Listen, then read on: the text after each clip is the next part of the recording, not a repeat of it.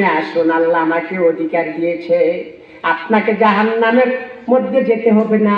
আপনি আমাকে মহব্বত করেছেন, আমার উপর আমল করেছেন, সম্মান করেছেন, এই জন্য আমি আল্লাহর দরবারে সুপারিশ করেছি, আল্লাহ আমার সুপারিশ কবুল করেছে। আপনি এখন জাহান্নামের দিকে রওনা দিতে হবে না, আমি আল্লাহর কাছে সুপারিশ করে আপনাকে জাহান্নাম থেকে বাঁচানোর জন্য, জান্নাতে নেওয়ার জন্য আমি পাস করাইছি। আল্লাহু আকবার।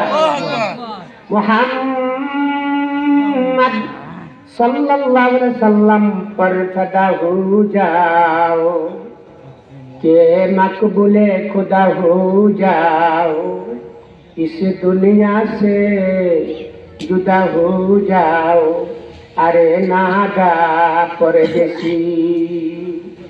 আল্লাহর ওলি আল্লামা মস্তবী রহমাতুল্লাহ আলাইহি বলতেছেন, তুমি শোন আজান, তুমি জোহরের আজান দিয়েছে, মসজিদে না গিয়া নামাজ আদায় না করিয়া তুমি জমিনের মধ্যে কাজ করতেছ।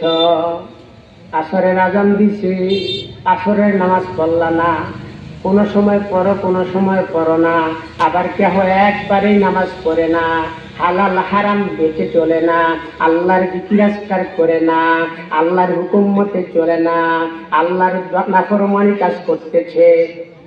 বান্দা তো জানে না নাফরমানি করতে করতে সে একদিন ডাকা যাবে, টাকা রওনা দিবে। বান্দা জানে না টাকা রওনা দিলে গাড়ির মধ্যে অ্যাক্সিডেন্ট হয়ে সে মারা যাবে।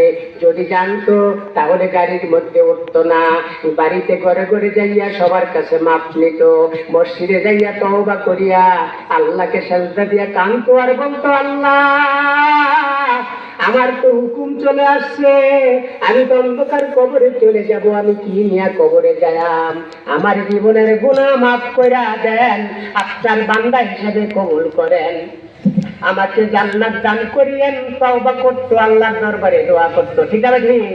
কিন্তু বান্দা জানে না, নাফরমানি করতে করতে হঠাৎ করে একদিন সে গাড়ির মধ্যে অ্যাক্সিডেন্ট হইয়া অথবা জমিনের মধ্যে পড়িয়া বেহুশ হইয়া গেছে, অথবা বাড়িতে হার্ট স্ট্রোক করে মারা গেছে। জোরে বলেন ইন্না লিল্লাহি ওয়া ইন্না ইলাইহি রাজিউন। এই জন্য আব্দুল কাদের জিলানী রাহমাতুল্লাহি আলাইহি বলতেছেন, रूने के वक्त जब रूया नहीं, वक्त जाने के बाद रूने से कुछ फायदा नहीं। मिलবে না রে অমূল্যবান, বাজারে ভেঙ্গে গেলে, সময় চলে গেলে কাঁদলে কি আর আসবে ফিরে। আপনার সময় চলে গেলে ভাই, কৃষ্ণপুর গ্রামের এই এলাকার মানুষ, আমি আপনাদের একজন ভাই, আপনাদের সাথে উঠা বসা করি, চলাফেরা করি, আপনারা আমাকে নিজের ভাই হিসাবে, আপন হিসাবে জানেন এবং আমার সাথে চলাফেরা করেন। আপনাদেরকে অনুরোধ করতেছি, সময় শেষ হয়ে গেলে, বাজার ভেঙে গেলে আর সদাই করতে পারবেন না, সময় চলে গেলে কাঁদলে কোনো কাজ হবে না। এমন সময় যদি কান্নাকাটা করেন যে আমি যদি হায়াত পাইতাম তাহলে আমি বেশি বেশি করে ইবাদত করতাম, সময়টা চলে গেছে, এখন কাঁদলে কাজ হবে না, এখন অজু করলে অজু রাখতে পারবেন না, সন্দেহ এ পড়বে আমার অজুটা আসে কিনা, কয় রাকাত নামাজ পড়লাম, সূরাটা ঠিকভাবে পড়লাম কিনা, আর শুদ্ধ করার সময় নাই, ঠিক না? ঠিক। নবীজির হুকুম মতো চলতো কি করে, সে অবহেলা করে, আল্লাহর হুকুম মতো চলতো অবহেলা করে না। অনেকে আছে, এখনো আছে, আল্লাহ রাসূলের নাম শুনলে সে পছন্দ করে না, আল্লাহর নাম পছন্দ করে না, টিটকারি গায়।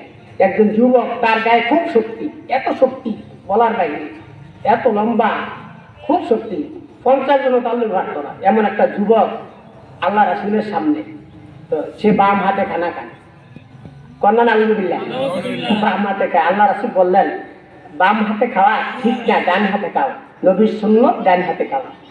এতে টিটকারি করে কয় আমি ডান হাতে খানা খাইতাম পারি না, অথচ পারে, কন্যা নাউজুবিল্লাহ। আল্লাহ কি বরদাস্ত হয়েছে? আল্লাহ তার ডান হাতটা অবশ করে রেখেছে, বাম হাতটা অবশ করে রেখেছে, সমস্ত বডিটা অবশ করিয়া ফুটবলের মতো সে করে রেখেছে। কন্যা আল্লাহু আকবার।